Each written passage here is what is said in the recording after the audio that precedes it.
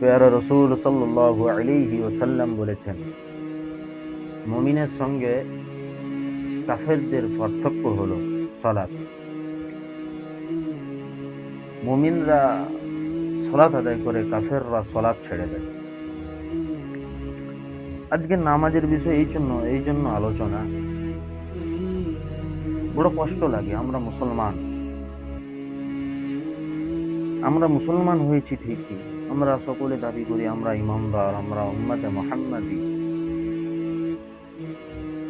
অথচ তার কাজে কামে, তার ব্যবহার আচরণে চলার মধ্যে কোন জিনিসে রসুলের উম্মতের হওয়ার যে এটা থাকে সেটা পাওয়া যায় না। রসুলের আদর্শ, রসুলের সুন্নাত কোনো কিছু ফলো করে চলি না আমরা।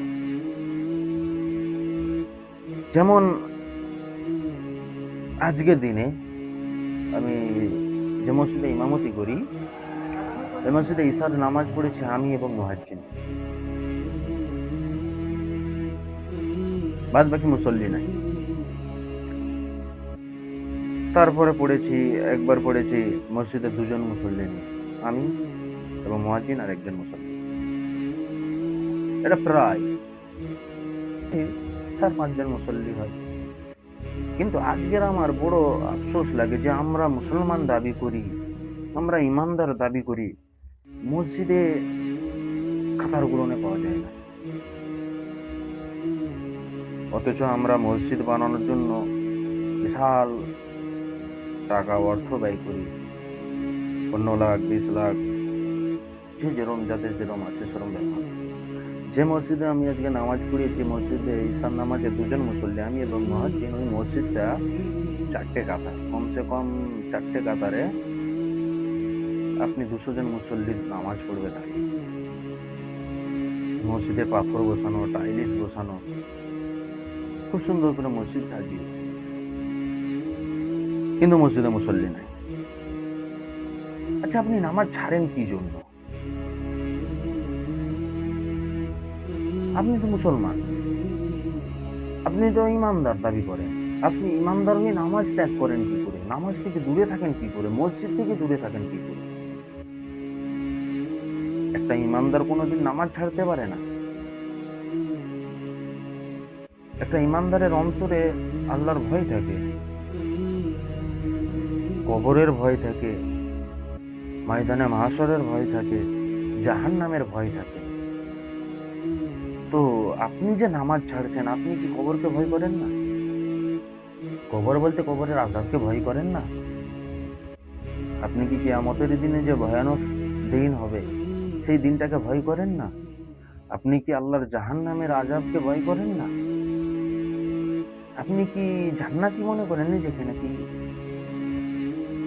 অথচ আপনার কাছে জান্নাতে যাওয়ার কোনো সার্টিফিকেট নাই, আপনি নামাজ ছাড়েন কোন? রাসূলুল্লাহ সাল্লাল্লাহু আলাইহি সাল্লাম বলেছেন, বেনামাজির মৃত্যুর আগে আল্লাহ পাক তাকে 3টি শাস্তি দান করে। 1 নম্বর শাস্তি হচ্ছে,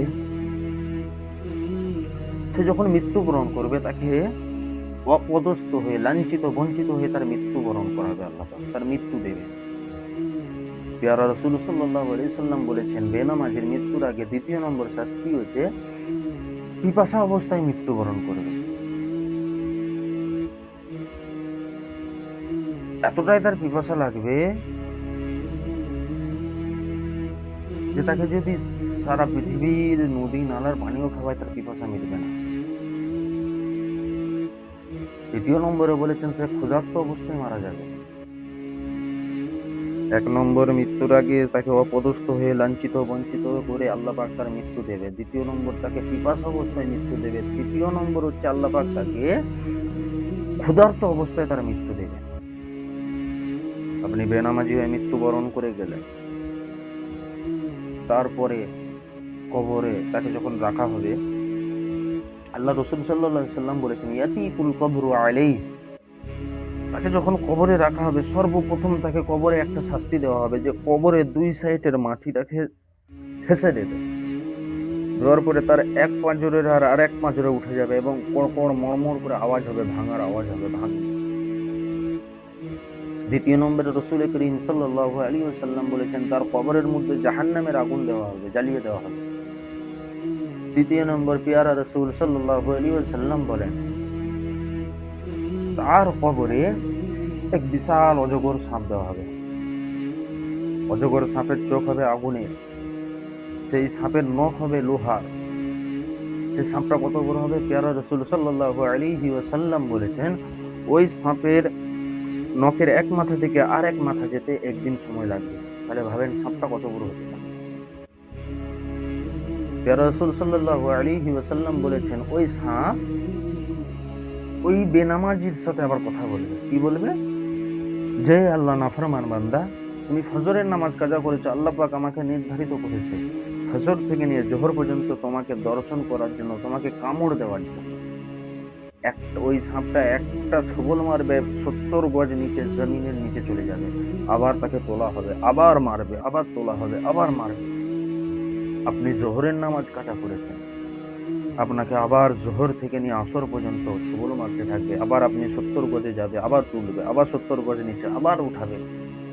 আপনি আসর কাজা করেছেন, আসর থেকে নিয়ে মাগরিব পর্যন্ত এইভাবে আপনাকে কামড়াতে থাকবে। মাগরিবের নামাজ কাজা করেছেন, মাগরিব থেকে নিয়ে ঈশার নামাজ পর্যন্ত, ঈশার নামাজ কাজা করেছেন, ঈশা থেকে নিয়ে আবার ফজর পর্যন্ত, এইভাবে কিয়ামত পর্যন্ত আপনার উপর আযাব চলতে থাকে। এবং কিয়ামতের দিনও তাকে যে 3টি শাস্তি দেওয়া হবে। আপনি বলেন তো, এই যে 3 6টি শাস্তি আপনি ভোগ করতে, সহ্য করতে পারবেন? আমি পারবো না। এবং কিয়ামতের দিন তাকে 3টি শাস্তি দেওয়া হবে। কিয়ামতের দিন আল্লাহ পাক বেনামাজির কড়াকড়ি ভাবে হিসাব নেবে, এবং কিয়ামতের দিন সর্বপ্রথম নামাজের হিসাব হবে।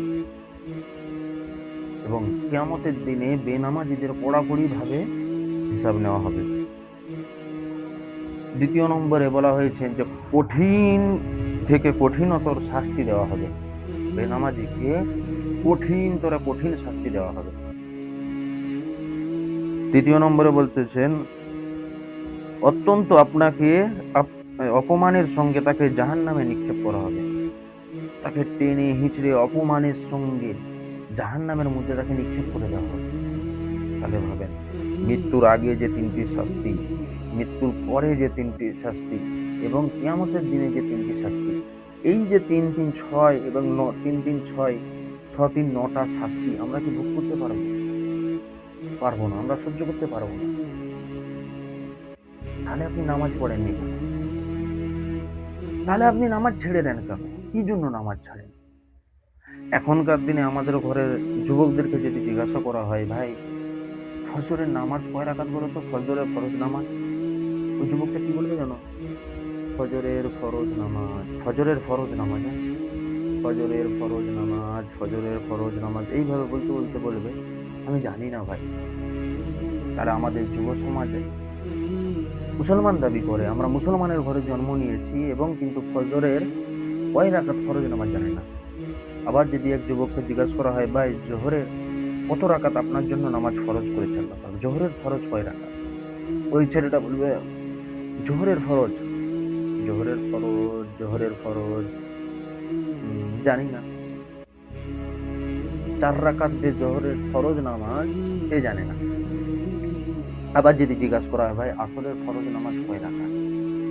ওই ছেলেটা বলবে আসরের ফরজ নামাজ, তখন মাথায় হাত দেবে, দাড়ি চুলকবে, এরকম ভাবতে ভাবতে বলবে জানি না। ফজরের কয় রাকাত ফরজ নামাজ, জোহরের কয় রাকাত ফরজ নামাজ, আসরের কয় রাকাত ফরজ নামাজ, তাও জানে নামাজ পড়েছে। যদি বলা হয়, ভাই মাগরিবের নামাজ কয় রাকাত, ফরজ নামাজ কয় রাকাত, ও ছেলে জানে না, বলবে আমি জানি না। যদি বলা হয় ইশারা নামাজ কয় রাকাত, ইশারা ফরজ নামাজ কয় রাকাত, তখনও বলবে আমি জানি না। তাহলে আমাদের ঘরের ছেলেরা কয় রাকাত নামাজ ফরজ সেটাও সে জানে না। আমাদের ঘরে যুব সমাজকে এখনকার দিনে যদি জিজ্ঞাসা করা হয়, ভাই প্রথম কালেমা কি বলো তো, 100-এর মধ্যে হয়তো 99% যুবকরা প্রথম কালেমা কোনটা সেটা জানে না। এবং যদি জিজ্ঞাসা করা হয়, ভাই দ্বিতীয় কালেমা কি, তাও বলবে জানি না। যদি বলা হয় আমাদের ঘরের যুব সমাজকে, ভাই গোসলের ফরজ কয়টি, বলবে জানি না। ভাই উজু করতে হয় কেমন, উজুর সুন্নত কয়টি, তাও জানে না। তাহলে সে কোনো কিছু জানে না।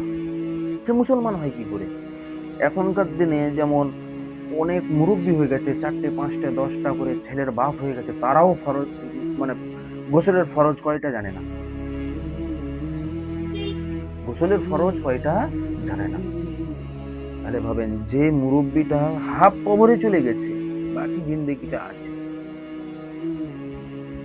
সেই যে বয়স্ক মুরব্বিটাও জানে না ফরজ গোসলের ফরজ কয়টা, তাও জানে না।